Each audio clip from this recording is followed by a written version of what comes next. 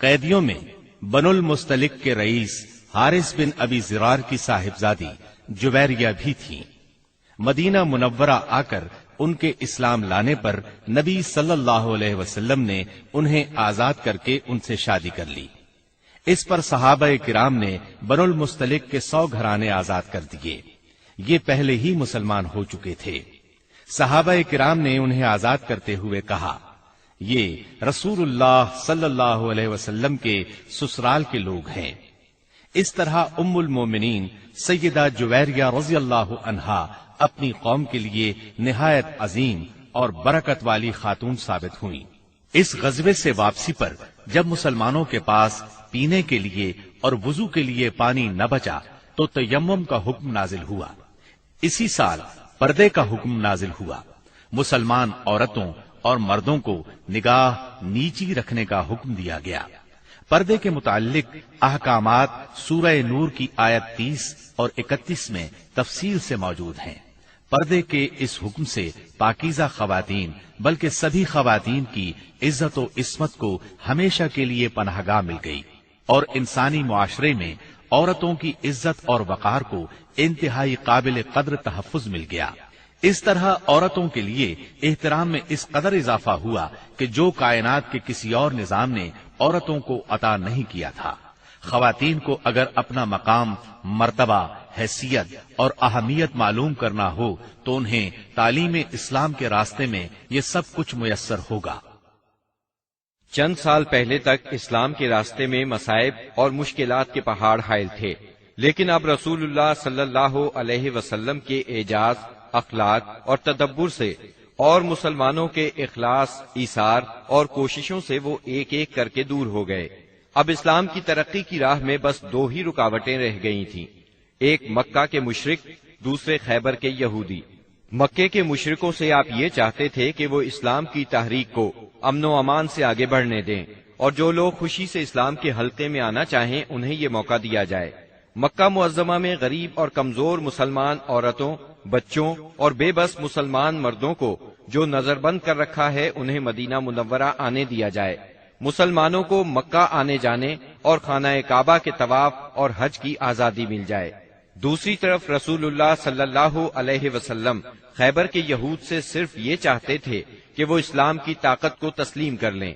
یہ دونوں رکاوٹیں اس سال کے دوران صلح حدیبیہ اور یہود کے مکمل خاتمے سے دور ہو گئیں۔ مہاجرین کو مکہ معظمہ چھوڑے قریباً 6 سال بیت چکے تھے۔ کچھ لوگ کعبے کی زیارت کو بہت ترس رہے تھے اور کچھ اپنے رشتہ داروں سے ملنے کے لیے بے چین تھے۔ دونوں جذبے فطری تھے۔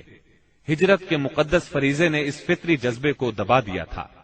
ہجرت کے 6 سال مدینہ منورہ میں رسول اللہ صلی اللہ علیہ وسلم کو خواب دکھلایا گیا کہ آپ اور آپ کے صحابہ امن کے ساتھ مسجد حرام میں داخل ہوئے۔ آپ نے خانہ کعبہ کی کنجی لی اور صحابہ کرام سمیت بیت اللہ کا طواف اور عمرہ کیا۔ پھر کچھ لوگوں نے سروں کو منڈوایا اور کچھ نے قصر کروایا۔ آپ نے صحابہ کرام رضی اللہ عنہم کو اس خواب کی اطلاع دی اور یہ بتلایا کہ آپ عمرہ ادا فرمائیں گے، لہذا صحابہ کرام بھی سفر کے لیے تیار ہو گئے۔ آپ نے مدینہ کے گرد و پیش کی آبادیوں میں بھی روانگی کا اعلان فرما دیا، لیکن انہوں نے چلنے میں دیر کر دی۔ رسول اللہ صلی اللہ علیہ وسلم پیر کے روز یکم ذی قعد 6 ہجری کو 1400 مہاجرین و انصار کے ساتھ مدینہ منورہ سے روانہ ہوئے اور اپنے ساتھ قربانی کے جانور بھی لیے تاکہ لوگ جان لیں کہ آپ جنگ کے لیے نہیں عمرے کے لیے جا رہے ہیں۔ ذوالحلیفہ پہنچ کر جانوروں کو قلادے پہنائے گئے، ان کی کوہانے چیر کر نشان بنایا اور عمرے کا احرام باندھا۔ نبی صلی اللہ علیہ وسلم نے سفر جاری رکھا۔ عسفان پہنچے تو آپ کو اطلاع دی گئی کہ قریش مسلمانوں کو بیت اللہ سے روکنے اور جنگ کرنے کا تہیہ کیے بیٹھے ہیں۔ انہوں نے ذی طوا میں پڑاؤ ڈال رکھا ہے اور خالد بن ولید کو 200 سواروں کے ساتھ عسفان کے قریب قراء الغمیم بھیج دیا ہے تاکہ وہ مکہ آنے والا راستہ بند رکھیں۔ نیز اپنی مدد کے لیے حلیف قبائل کو بھی جمع کر لیا ہے۔ اس پر رسول اللہ صلی اللہ علیہ وسلم نے صحابہ کرام سے مشورہ کیا کہ کیا کریں۔ یہ حلیف قبائل جو جمع ہوئے ہیں ان کے گھروں پر ہلہ بول دیں یا سیدھے بیت اللہ کا قصد کریں۔ اور جو روکے اس سے لڑے۔ سیدنا ابو بکر صدیق رضی اللہ عنہ نے کہا، ہم عمرہ کرنے آئے ہیں، لڑنے نہیں، لہذا جو ہمارے اور بیت اللہ کے درمیان رکاوٹ بنے گا ہم اس سے لڑیں گے۔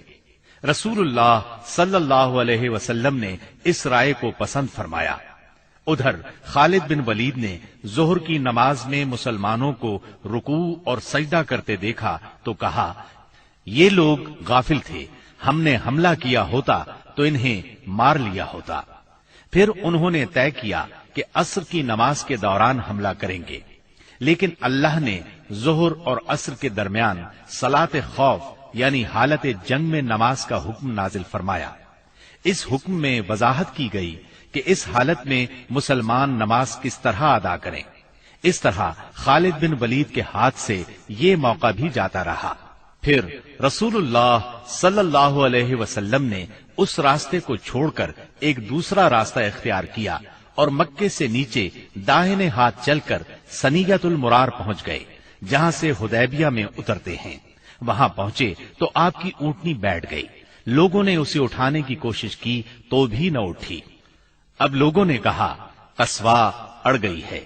اس پر آپ نے فرمایا، قصوا اڑی نہیں اور نہ یہ اس کی عادت ہے، بلکہ اسے اس ہستی نے روک رکھا ہے جس نے ہاتھی کو روک دیا تھا۔ پھر آپ نے فرمایا، اللہ کی قسم، یہ لوگ مجھ سے کسی بھی ایسے معاملے کا مطالبہ نہیں کریں گے جس میں اللہ کی حرمتوں کی تعظیم کر رہے ہوں، مگر میں اسے ضرور تسلیم کر لوں گا۔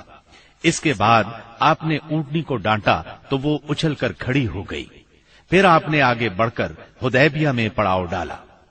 اس کے بعد بدیل بن ورقہ خزائی خزاعہ کی ایک جماعت کے ساتھ آیا۔ یہ لوگ رسول اللہ صلی اللہ علیہ وسلم کے خیر خواہ تھے۔ اس نے بتایا کہ قریش آپ سے جنگ کرنے اور آپ کو بیت اللہ سے روکنے کا تہیہ کیے بیٹھے ہیں۔ آپ نے اس سے فرمایا، ہم صرف عمرہ کرنے آئے ہیں، لڑائی کے لیے نہیں آئے، اور ہم صلح کے لیے تیار ہیں، لیکن اگر قریش نے لڑائی ہی پر اصرار کیا تو ہم اس وقت تک لڑتے رہیں گے جب تک کہ میرا سر تن سے جدا نہیں ہو جاتا یا اللہ کا حکم نافذ نہیں ہو جاتا۔ بدیل نے واپس پلٹ کر یہ بات قریش کو بتائی۔ انہوں نے مکرز بن حفص کو بھیجا۔ آپ نے اس سے بھی وہی بات کہی جو بدیل سے کہی تھی۔ اس کے بعد قریش نے حلیف قبائل کے سردار حلیس بن القمہ کو بھیجا۔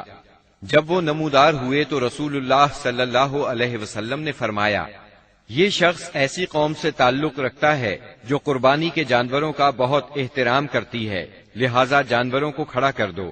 صحابہ کرام نے جانوروں کو کھڑا کر دیا اور خود بھی لبیک پکارتے ہوئے اس کا استقبال کیا۔ اس نے یہ حالت دیکھی تو کہا، سبحان اللہ، ان لوگوں کو بیت اللہ سے روکنا ہرگز مناسب نہیں۔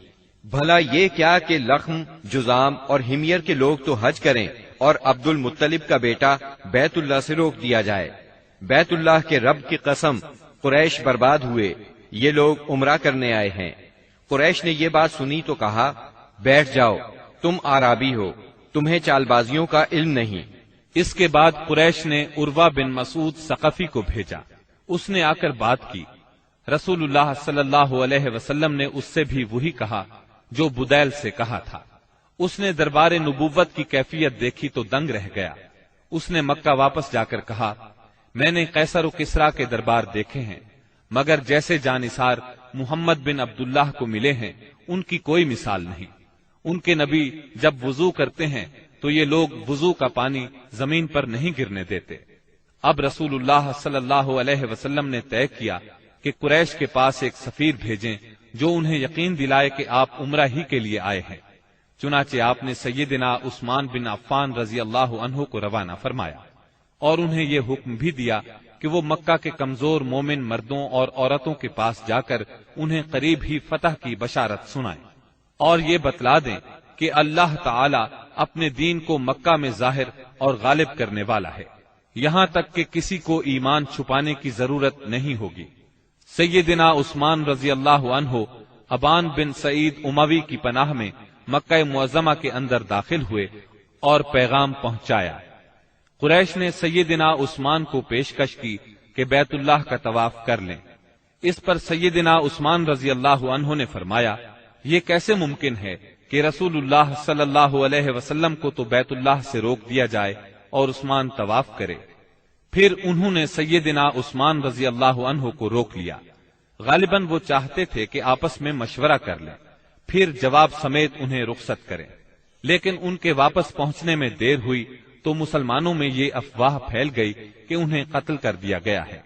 چونکہ قاصد کے قتل کا مطلب اعلان جنگ ہے، اس لیے رسول اللہ صلی اللہ علیہ وسلم نے فرمایا، ہم اس جگہ سے ٹل نہیں سکتے یہاں تک کہ ان لوگوں سے مارکہ آرائی نہ کر لیں۔ پھر آپ نے ایک درخت کے نیچے 1400 صحابہ کرام سے بیعت لی۔ صحابہ نے بڑی گرمجوشی کے ساتھ موت پر اور میدان سے نہ بھاگنے پر بیعت کی۔ اس موقع پر رسول اللہ صلی اللہ علیہ وسلم نے اپنا ایک ہاتھ دوسرے ہاتھ سے پکڑ کر فرمایا، یہ عثمان کا ہاتھ ہے۔ لیکن جب بیعت مکمل ہو چکی تو سیدنا عثمان رضی اللہ عنہ بھی آ گئے۔